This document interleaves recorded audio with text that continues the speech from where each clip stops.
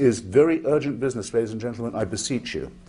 Resist it while you still can, and before the right to complain is taken away from you, which will be the next thing. You will be told you can't complain because you're Islamophobic.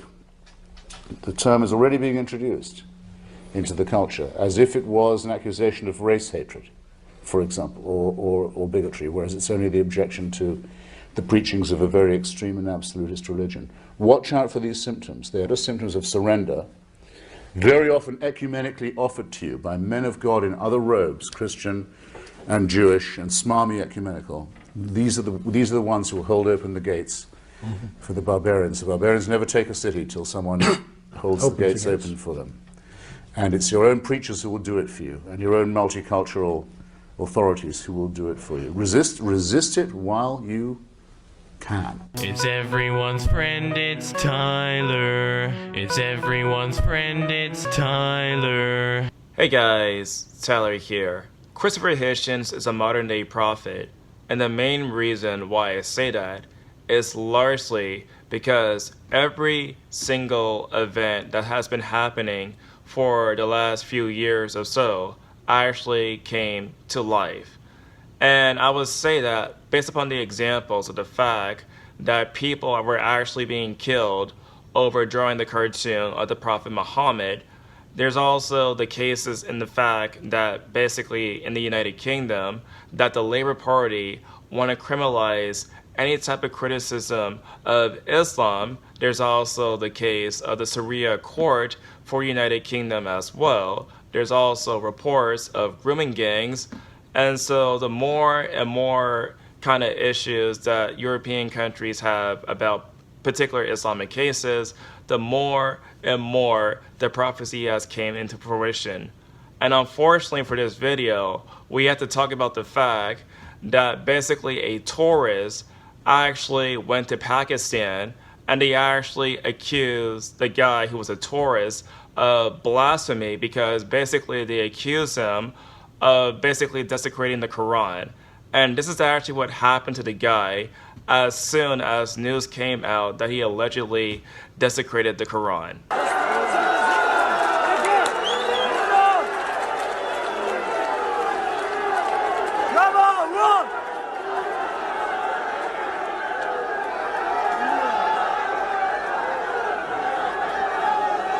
Yes, ladies and gentlemen, boys and girls, that poor soul was actually burnt to death based upon the whole entire accusation of blasphemy. Now, there's some of you guys in the audience who are probably thinking, well, geez, Tyler, this whole entire crime against that poor man has nothing to do with Islam. And so let's look at some Islamic verses that come directly from the Hadith to know about the whole entire motive for the case of the Prophet Muhammad. It says right here, a blind man had a slave mother who used to abuse the Prophet and disparage him. He forbade her, but she did not stop. He rebuked her, but she did not give up her habit. One night she began to slander the Prophet and abuse him. So he took a dagger, placed it on her belly, pressed it, and killed her. A child who came between her legs was smeared with the blood that was there. When the morning came, the prophet was informed about it. He assembled the people and said, I adjure by Allah, the man who has done this action, and I adjure him by my right to him that he should stand up. Jumping over the necks of the people and trembling, the man stood up. He sat before the prophet and said, Messenger of Allah, I am her master. She used to abuse you and disparage you. I forbade her, but she did not stop, and I rebuked her, but she did not abandon her habit. I have 2 sons like pearls from her, and she was my companion. Last night she began to abuse and disparage you, so I took a dagger, put it on her belly, and pressed it until I killed her. Thereupon the prophet said, Oh, be witness, no retaliation is payable for her blood. Yes, you heard that correctly. When Muhammad was actually alive during this time period, he actually did in fact encourage the death of non-believers who blaspheme against him.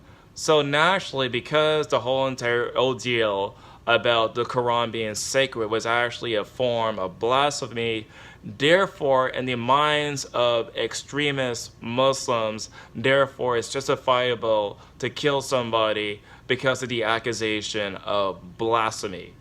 That is insanity. That is savagery. That is pretty much the acts of barbarians.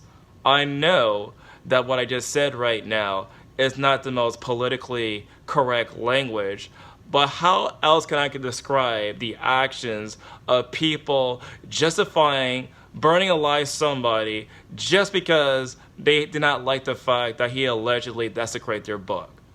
It is not worth killing anybody just because you don't like how they treat the particular book. Like, if you're truly an adult and really think that what they did was not necessarily acceptable, just don't necessarily pay attention to it, or, talk to the person and actually have a mature adult discussion about that. It is absolutely medieval thinking to think that any sort of killing is therefore justifiable just because you don't like somebody desecrating a book. I just don't understand this sort of mindset, because let's take, for example, if somebody were to take one of my books, right, and they basically desecrate my book. Even if they were in fact desecrating my book, I would not actually justify killing somebody just because they desecrated a book. It's insanity. You have to be insane to think that's actually justifiable. But anyway, that's my 2 cents about the whole entire matter. What do you guys think? Tell me in the comment section down below. And as always, I'll see you guys next video. It's everyone's friend, it's Tyler. It's everyone's friend, it's Tyler. It's everyone's friend, it's Tyler.